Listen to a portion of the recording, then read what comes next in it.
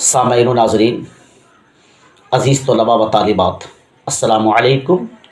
कैसे हैं आप? फिर मैं आपके रूबरू, आपके आमने सामने एक वीडियो के साथ। आज मैं 12वीं जमात की उर्दू के लिए मुख्तसर सवाल व जवाब पेश करने वाला हूँ। किताब का नाम कहकशां उर्दू, हिस्सा दोम, सबक नंबर अव्वल। सबक का नाम नज़ीर अहमद की कहानी, और इस चैप्टर के राइटर हैं, इस सबक के लिखने वाले हैं, मुसन्निफ़ हैं, लेखक हैं मिर्ज़ा फ़रहतुल्लाह बेग। तो लीजिए स्टार्ट करता हूँ। Class 12th Urdu, short question with answer for BACB intermediate examination के लिए सवाल और जवाब पेश करता हूँ। इससे कबल के 3 वीडियो में सवाल नंबर 1, 2 और 3 पेश कर चुका हूँ और जवाब भी पेश कर चुका हूँ। आज मैं सवाल नंबर 4 पेश करने वाला हूँ और जवाब भी पेश करने वाला हूँ। तो आप समाप्त कीजिए। आपका सवाल नंबर 4 है जी कि मियां दानी शेर पढ़ने में कैसी गलतियां करते थे।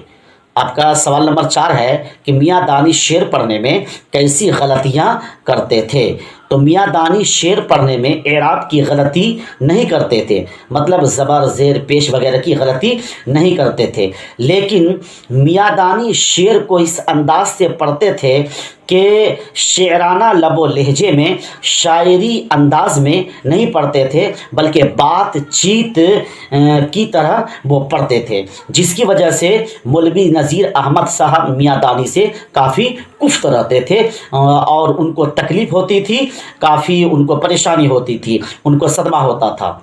तो आप जवाब समाप्त कीजिए कि मियां दानी शेर खानी में एराब की गलती तो नहीं करते थे, लेकिन शेर को कुछ इस अंदाज से पढ़ते थे कि सुनने वाले को लगता था कि मियां दानी शेर की बजाय नस्र पढ़ रहे हैं। हालत ये थी कि पढ़ने के दौरान सकता तो क्या, झटका भी पड़ जाते थे, जिसकी वजह से मौलवी नज़ीर अहमद मियां दानी से कुफ्त रहा करते थे, उनको सदमा होता था, मौलवी नज़ीर अहमद को काफ़ी गुस्सा आता था और उनको मुसीबत भी होती थी। आज की इस वीडियो में इतना ही काफ़ी है। आइंदा फिर इस तरह की वीडियो के साथ आप सभी सामईन व नाज़रीन से व अज़ीज़ तलबा व तालिबात से मुलाकात करूँगा। आज मैं आप सभी तलबा व तालिबात से मैं इजाज़त चाहता हूँ। जब तक के लिए खुदा हाफिज़, अस्सलामु अलैकुम।